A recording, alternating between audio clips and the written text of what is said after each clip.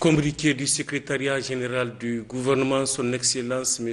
Mohamed Bazoum, président de la République, chef de l'État, a signé ce jour jeudi 8 avril 2021 un décret portant nomination du haut représentant de la République. Au terme de ce décret, M. Foumokoy Gado est nommé haut représentant du président de la République.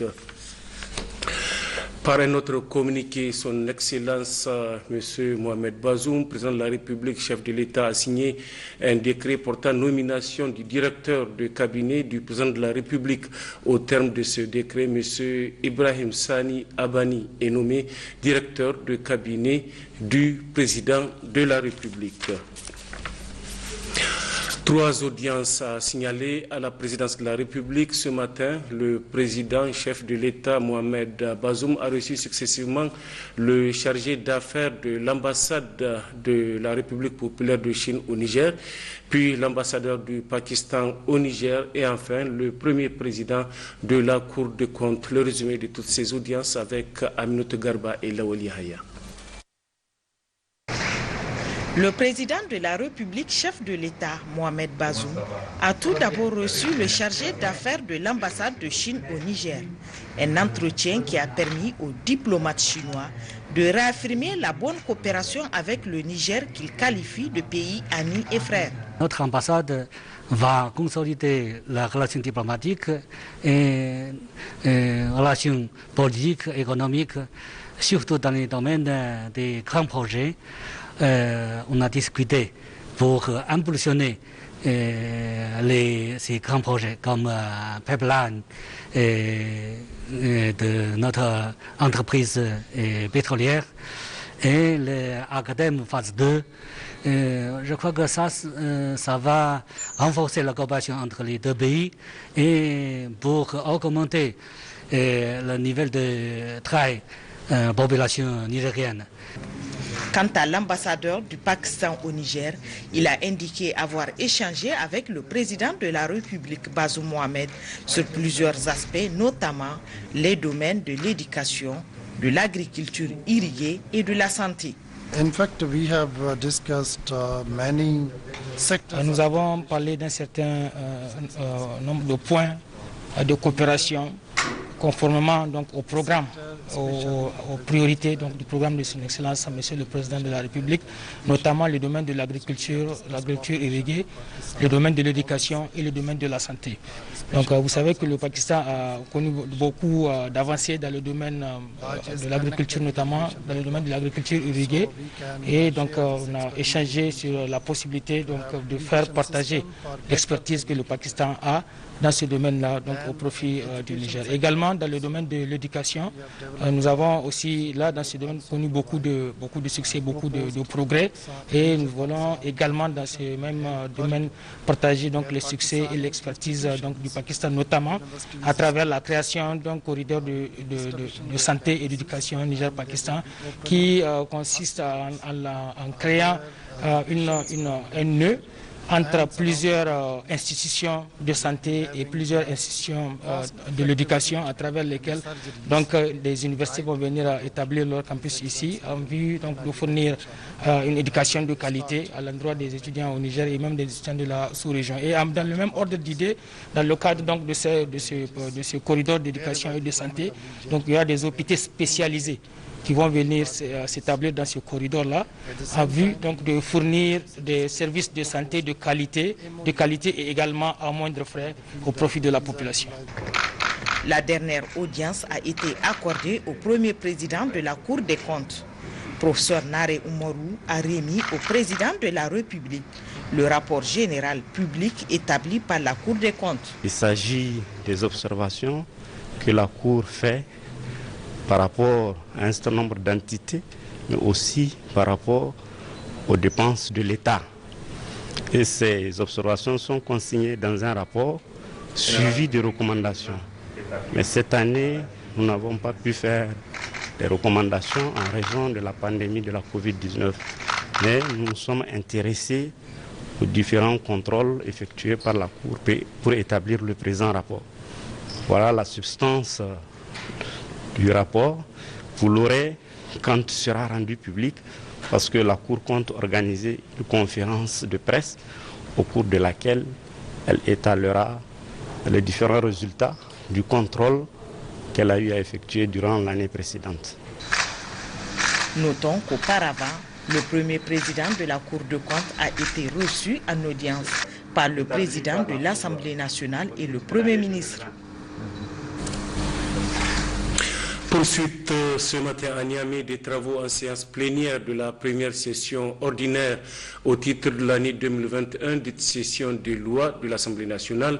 2 points étaient inscrits à l'ordre du jour. C'était sous la présidence du président du Parlement nigérien, Senou Oumarou.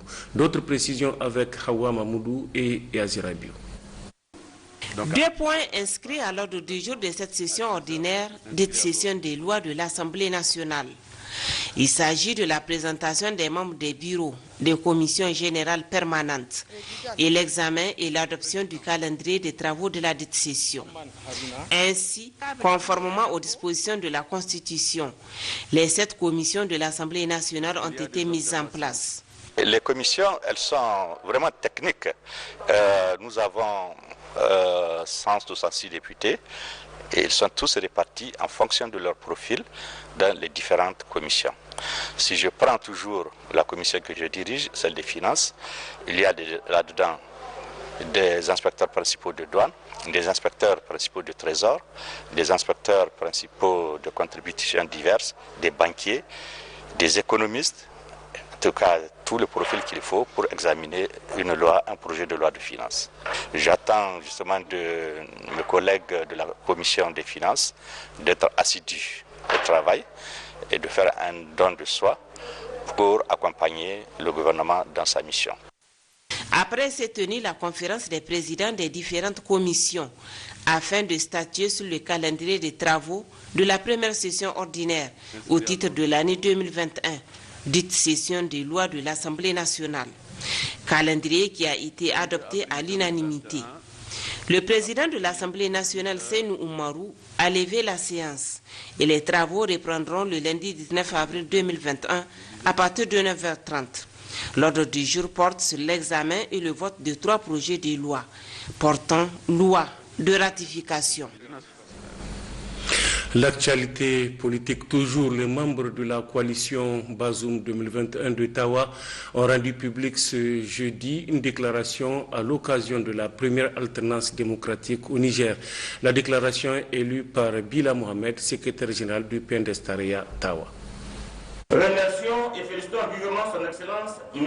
Issoufou Mahamadou pour sa détermination et son engagement, pour le respect de la parole donnée, celle de quitter démocratiquement le pouvoir après 2 mandats tels que prescrits par notre Constitution, pour l'organisation des élections libres, transparentes, inclusives, reconnues par tous les observateurs nationaux et internationaux, pour sa gestion qui a permis à notre pays d'améliorer son classement peu honorable de dernier sur l'échiquier international, pour l'obtention de distinction de la Fondation Mo Ibrahim et de la coalition de la société civile africaine. Félicitons vivement le tout nouveau président de la République, son Excellence M. Bazoum Mohamed, pour sa brillante élection à la magistrature suprême de notre pays et lui souhaitons plein succès dans ses nouvelles fonctions. Félicitons son Excellence M. Oumoudou Mahamadou, directeur régional de campagne du candidat de la coalition Bazoum 2021, pour sa nomination au poste de Premier ministre, chef du gouvernement. Les partis politiques membres de la coalition Bazoum 2021 ont par ailleurs fustigé la tentative de remise en question de l'installation du nouveau président démocratiquement élu et les attaques des forces du mal contre les civils. Condamnons avec la dernière énergie la tentative de remise en cause de l'installation du nouveau président de la République, élu démocratiquement par un groupuscule d'individus ennemis de la République. Les attaques barbares perpétrées sur des paisibles citoyens dans les départements de Tlia, région de Tawa, Walam et Banou-Bangou, région de Tillabéri. Présentons nos condoléances les plus attristées aux familles, parents et amis des disparus et souhaitons un prompt rétablissement aux blessés. Apportons notre soutien indéfectible à nos vaillantes forces de défense et de sécurité qui se battent nuit et jour afin d'assurer la paix et la quiétude des populations et défendre l'intégrité de notre cher pays. Exhortant les militantes, militants, sympathisantes et sympathisants des partis membres de la coalition Bazoum 21 à plus de vigilance et de discernement face aux manœuvres d'intoxication. Demandons au président de la République de consolider les acquis du programme de la Renaissance Acte 1 et 2 et mettre en œuvre son programme pour le bonheur de la population du Niger. Début des cérémonies de passation de service entre les ministres entrants et sortants. C'est ainsi que l'on note cette passation de charge cet après-midi entre le ministre délégué au budget sortant, Ahmad Jidoud, et la nouvelle ministre déléguée au budget, Madame Salamatou Gourouza. Juste après est intervenue la passation de service entre le ministre des Finances sortant, Mahmoudou Diop, et le ministre des Finances entrant, Ahmad Jidoud. Le ministre sortant, Mahmoudou Diop, a remercié les autorités nigériennes et ses collaborateurs pour la confiance placée en lui. Pour sa part, le ministre entrant, Ahmad Jidoud, a exprimé sa gratitude au président de la République et au Premier ministre pour la confiance placée en lui. Il s'engage déjà à œuvrer pour atteindre un résultat probant. Passation de service cet après-midi également au ministère du Plan. Après 5 années passées à la tête de ce ministère, la ministre Mme Kane Aïchatou Boulama a passé les charges à son successeur en transmettant les charges au ministre entrant. Mme Kane Aïchatou a félicité le ministre Abdou Rabiou avant de lui souhaiter par la suite une bonne chance dans ses nouvelles fonctions. La cérémonie s'est déroulée en présence des différents responsables du dit ministère. Cérémonie de passation de service cet après-midi au ministère de la Communication entre le ministre sortant, Boubacar Issoufou Djibo, et le ministre entrant, Zad Mahamadou, en présence des cadres du ministère et des responsables des structures sous tutelle, notamment les directeurs généraux de l'ORTN, de l'ONEP, de l'ANP et de l'EFTIC. Le ministre sortant a salué la bonne collaboration qui a prévalu entre lui et les différents acteurs. Le ministre entrant, Zad Mahamadou, a lui aussi insisté sur la bonne collaboration, la communication dans le respect mutuel. Autre cérémonie de passation de service jeudi matin entre le ministre de la Renaissance culturelle sortant et le ministre entrant de la Culture, du Tourisme et de l'Artisanat. La cérémonie s'est déroulée en présence des cadres du ministère et le staff du ministre sortant. Au cours de ce moment plein d'émotion, le ministre sortant, Assoumana Malamissa, a remercié le personnel pour la bonne collaboration durant 5 années au service de la nation. Il a aussi souhaité plein succès au ministre entrant, Mohamed Hamid, dans la mission à lui confiée. Une autre passation de service a signalé à l'immeuble Onarem de Niamey, celle entre le ministre sortant de l'Industrie, Malam Zaneidou Amirou, et le nouveau ministre du Commerce, de l'Industrie et de l'Entrepreneuriat des Jeunes. Ainsi, le ministre sortant, Malam Zaneidou Amirou, cède son fauteuil à Gadosabo Mokhtar.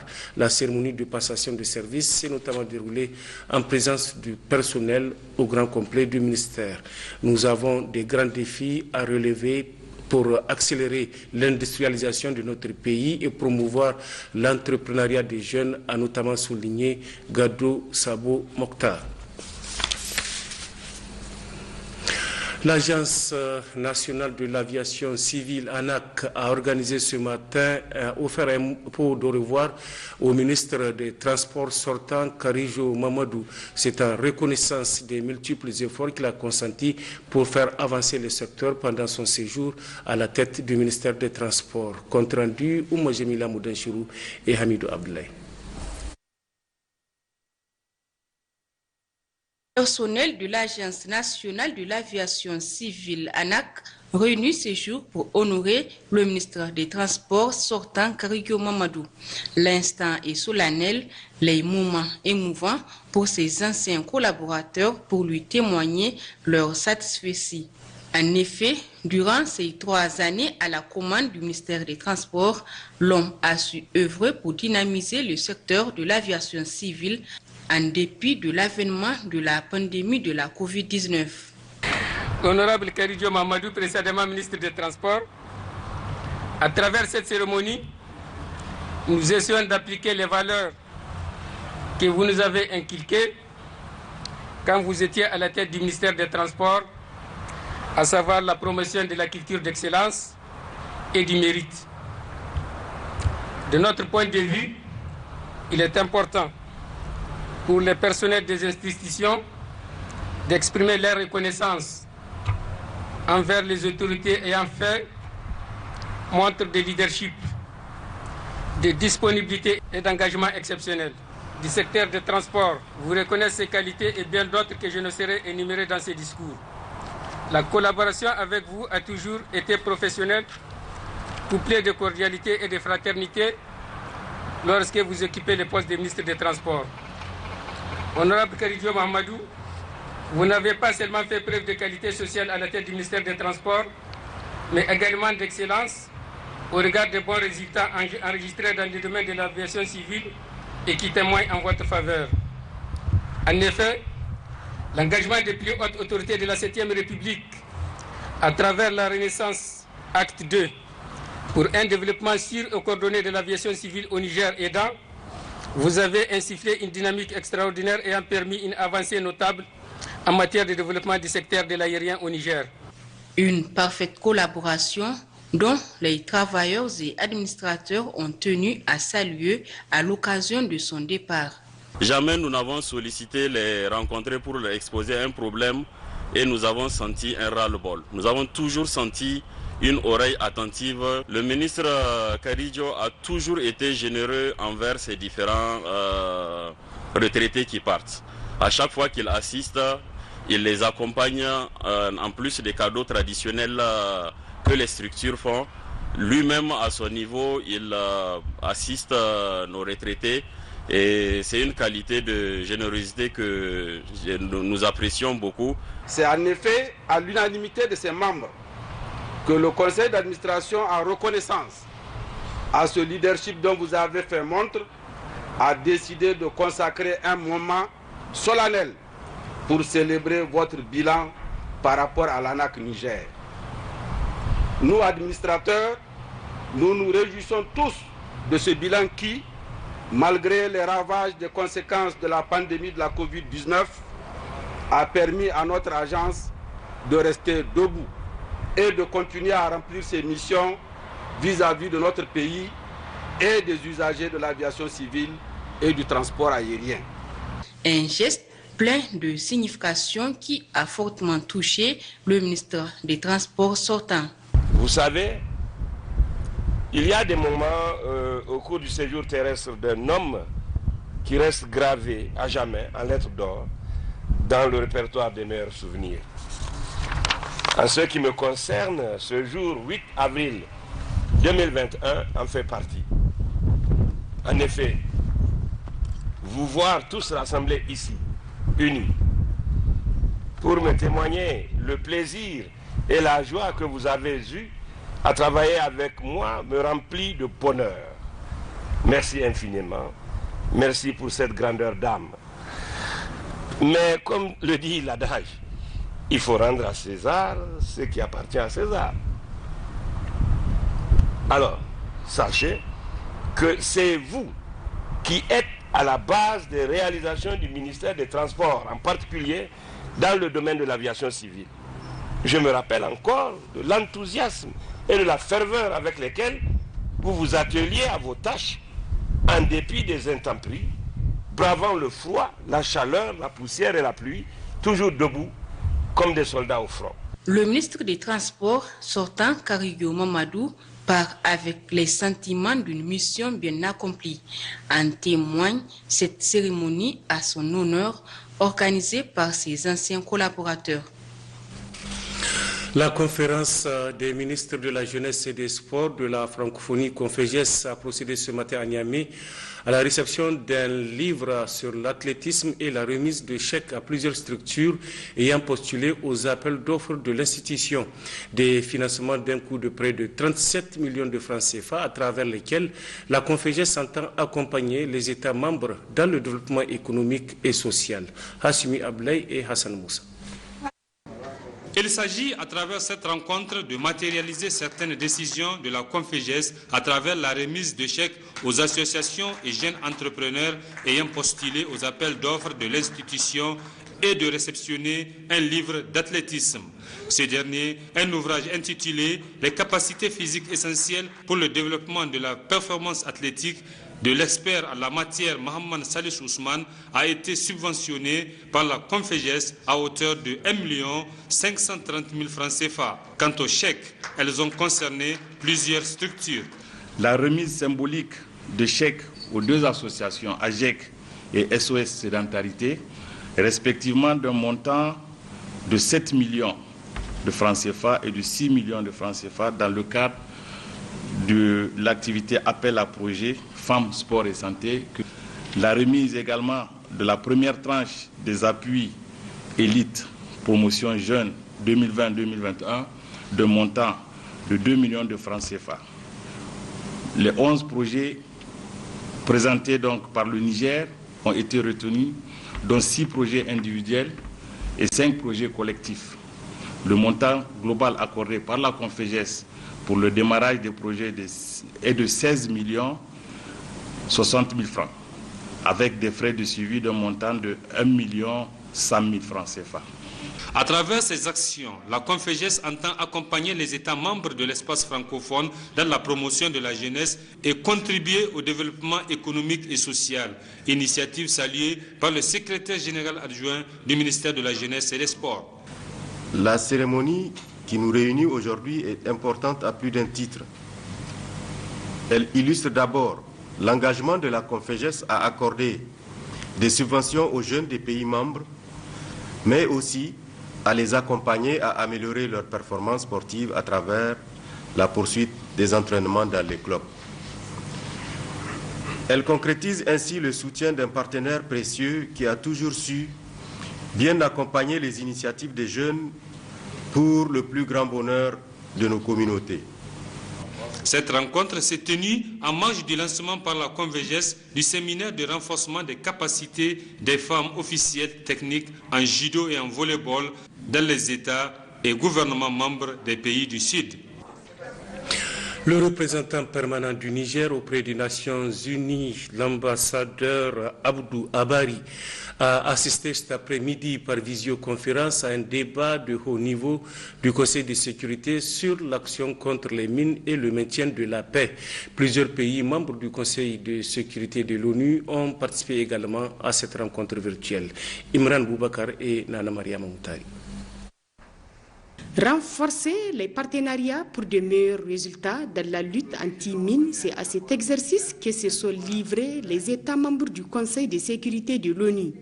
Le représentant permanent du Niger auprès des Nations Unies a tout d'abord félicité le Vietnam pour son accession à la présidence du Conseil de sécurité pour le mois d'avril, mais aussi pour avoir initié cette rencontre. Une initiative qui atteste de l'engagement et de la détermination des parties prenantes dans la lutte contre les mines terrestres et autres engins explosifs de guerre improvisés, a ajouté le diplomate nigérien. En effet, les mines et les engins explosifs improvisés, comme le révèle l'actualité brûlante, continuent de faire de nombreuses victimes dans le monde, incluant le personnel civil et militaire participant à des opérations de maintien de la paix. Elle freine considérablement l'épanouissement des activités humaines et la mise en œuvre des programmes de développement durable, notamment dans les régions affectées par les conflits. L'ambassadeur Abdou Abari a aussi axé son intervention sur les conditions de travail des soldats de la paix de l'ONU dans les zones à haut risque, mais également la sécurité des populations et des travailleurs humanitaires. Alors que nous rendons hommage aux soldats de la paix de l'ONU, qui mènent leur mission malgré la pandémie actuelle, il faut reconnaître que ces missions opèrent dans des conditions difficiles, dans des zones souvent dépourvues de routes ou d'autres infrastructures de transport et aux frontières poreuses. C'est dans ce contexte que les acteurs armés non étatiques ont intensifié leurs opérations au moyen de mines et autres engins explosifs improvisés, menaçant la sécurité des populations, en premier lieu celle des femmes, des enfants et des travailleurs humanitaires. Comme l'a su justement relever le secrétaire général des Nations Unies dans son rapport intitulé « Approche globale de l'action contre les mines », mon pays est aussi d'avis que l'engagement des parties au conflit prenne en compte la nécessité d'atténuer le risque que représentent les engins explosifs pour les civils. Il est dès lors indispensable d'inclure l'élimination des mines dans le cessez-le-feu et les accords de paix en tant que mesures essentielles pour obtenir des résultats probants. Les récentes attaques contre les casques bleus au Mali sont là pour rappeler que la prolifération de ces engins continue de constituer un sérieux danger dans d'autres contrées du monde, notamment le Sahel central, qui est de nos jours parmi les zones du monde les plus touchées, malgré l'adoption de plusieurs conventions et autres instruments tels la résolution 2365. C'est du fait de ces engins de mort qu'un véhicule transportant les membres d'un bureau de vote pour les élections qui viennent de se tenir dans mon pays a sauté sur une mine, tuant 7 de ses occupants. Le représentant permanent du Niger auprès des Nations Unies a, au terme de son allocution, transmis les recommandations de notre pays au Conseil.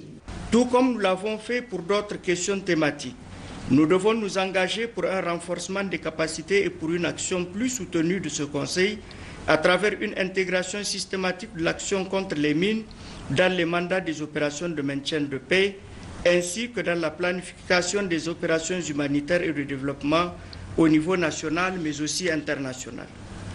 Nous devons aussi nous atteler à mettre en œuvre les recommandations issues des différents rapports du secrétaire général sur la question, notamment l'amélioration du partage de l'information et des technologies, l'amélioration de la capacité à répondre aux urgences, le soutien des capacités nationales de lutte contre les mines et un plaidoyer accru en faveur de la mise en œuvre des instruments juridiques pertinents, mais aussi et plus particulièrement répondre à la question du sous-financement persistant en matière d'aide aux pays en proie à ces problèmes, y compris l'indemnisation des survivants. Il ressort de cette rencontre virtuelle un renforcement des coopérations et de coordination régionale et internationale pour obtenir plus d'efficacité dans l'action anti-mine afin de mieux répondre aux besoins des communautés et des pays les plus touchés par les effets néfastes des mines.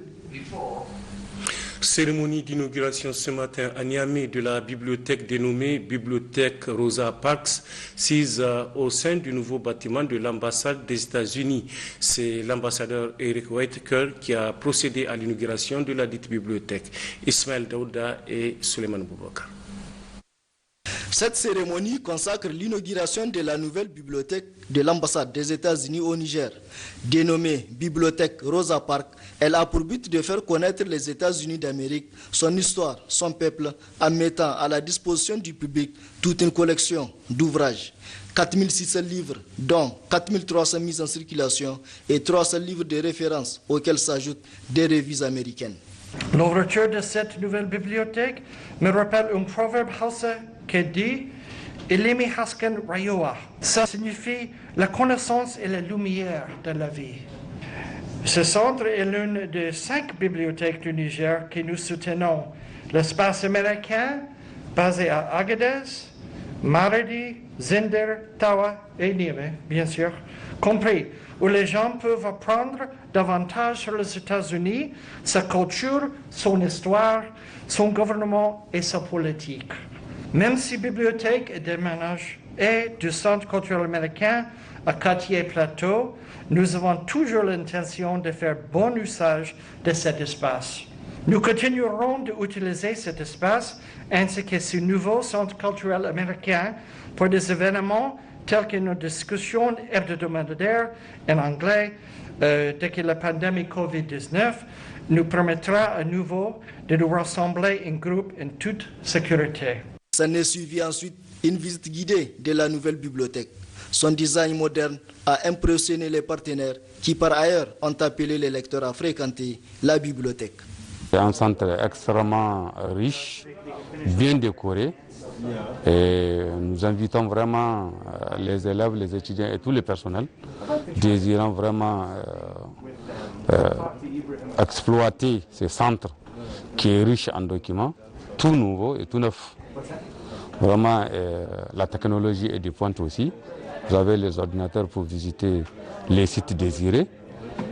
Je crois que ce centre-là, vraiment, c'est un bon point si l'on veut vraiment s'enrichir en idées. C'est vraiment une très belle bibliothèque, une nouvelle bibliothèque, et elle va beaucoup aider les citoyens pour apprendre l'anglais, le français. Et la documentation est énorme. Et bien sûr, il y a aussi la possibilité d'utiliser Internet à tout moment. Les conditions, bien sûr, sont très bonnes. Notons que la bibliothèque Rosa Parks, située au sein du nouveau bâtiment de l'ambassade, est ouverte aux travailleurs, aux hommes des affaires, aux militants des droits de l'homme, étudiants et aux membres du corps diplomatique. Le rapporteur général adjoint de la Commission nationale des droits humains, Assouman Hassan Karanta, a officiellement ouvert les travaux de l'atelier de renforcement des capacités du personnel administratif et technique de la Commission. C'était en présence du secrétaire général de la région de Dosso. Compte rendu Hanoto Ali et Harissou Garba.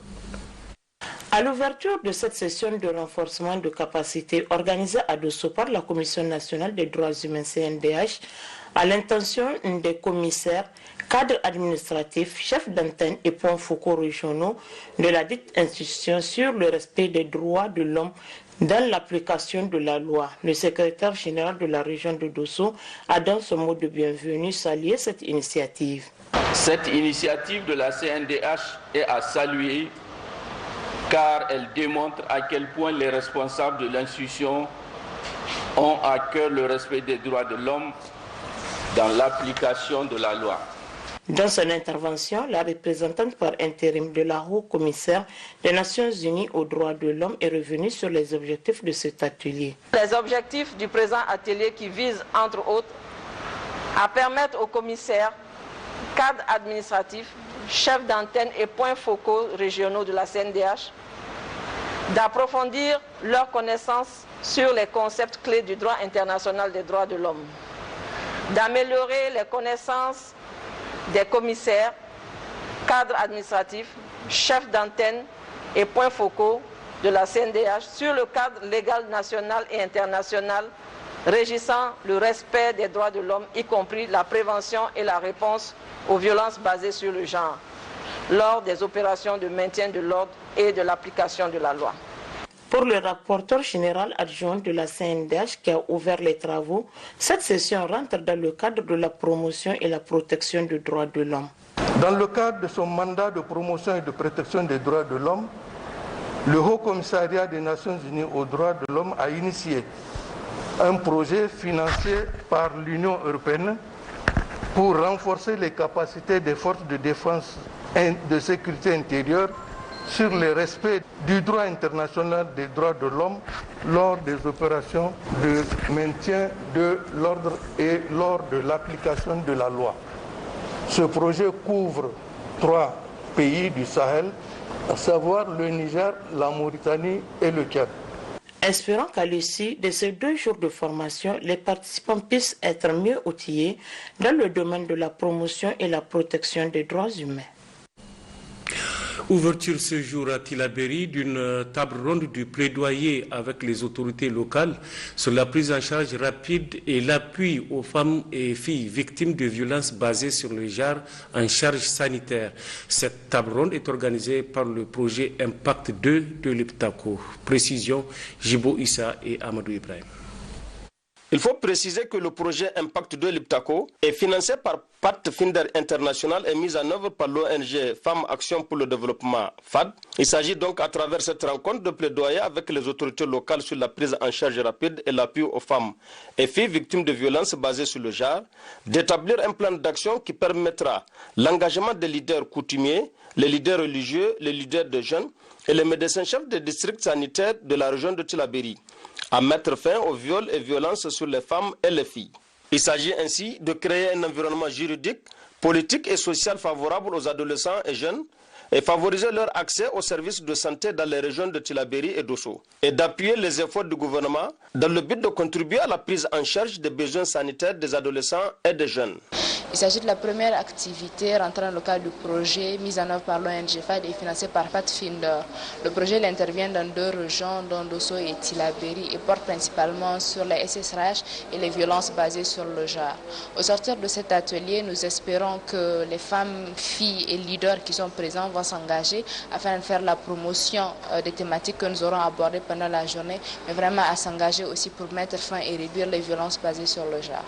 Le vice-maire de la commune urbaine de Tillabéri, Moussou Douma, s'est réjoui du choix de sa commune pour abriter cet atelier de plaidoyer et a souhaité aux participants un bon séjour dans la capitale de la région du fleuve. Le secrétaire général adjoint de la région de Tillabéri, Abdou Dandada, procédant à l'ouverture de cette rencontre, a appelé les leaders à plus d'engagement pour que ces jeunes qui méconnaissent leur droit à la santé puissent avoir une bonne hygiène de vie tout en maîtrisant et contrôlant leur santé sexuelle. Cette situation occasionne beaucoup de grossesses précoces, souvent non désirées, malgré les multiples efforts déployés par les autorités nationales ainsi que les partenaires au développement dans ces domaines. Il existe aujourd'hui des besoins relatifs à la SSPR ou non pris en compte de ces besoins touchent les jeunes adolescents dans leur globalité au Niger. Le secrétaire général adjoint du gouvernorat de la région de Tillabéri a enfin encouragé l'ONG FAD pour ses actions innovantes en faveur des adolescents et jeunes et a souhaité aux participants une bonne session de travail de plaidoyer. La circonscription consulaire régionale de la Chambre de commerce et d'industrie de Dosso a tenu son assemblée consulaire pour faire le bilan de ses activités, présenter la loi des finances 2021 et présenter le budget 2021 ainsi que son plan d'action. Précision Salamato Adamou et Habibou Garba. Cette assemblée consulaire régionale de la circonscription consulaire régionale de Dosso s'inscrit dans le cadre des activités annuelles des bureaux consulaires du pays pour offrir un cadre d'échange et de réflexion pour la promotion des activités économiques. C'est pour nous, membres du bureau régional, l'ultime occasion de vous faire le bilan des activités réalisées au cours de l'année 2020. Aussi, le programme de la journée portera essentiellement sur les activités menées par le bureau consulaire régional 2020 et débat. Présentation de la loi de finances, présentation du budget 2021 et plan d'action. Dans son allocution d'ouverture, le vice-président de la Chambre de commerce et d'industrie du Niger a formulé le vœu que les objectifs soient atteints afin d'insuffler une nouvelle dynamique à ces circonscriptions consulaires.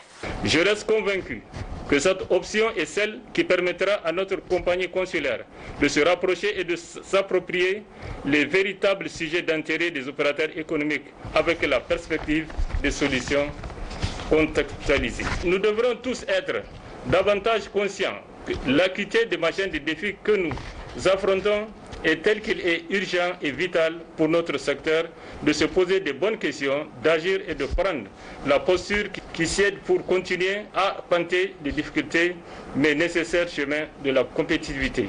Pour atteindre ces objectifs, il est nécessaire que nous nous mobilisons tous et que chacun joue pleinement le rôle qui lui est dévolu.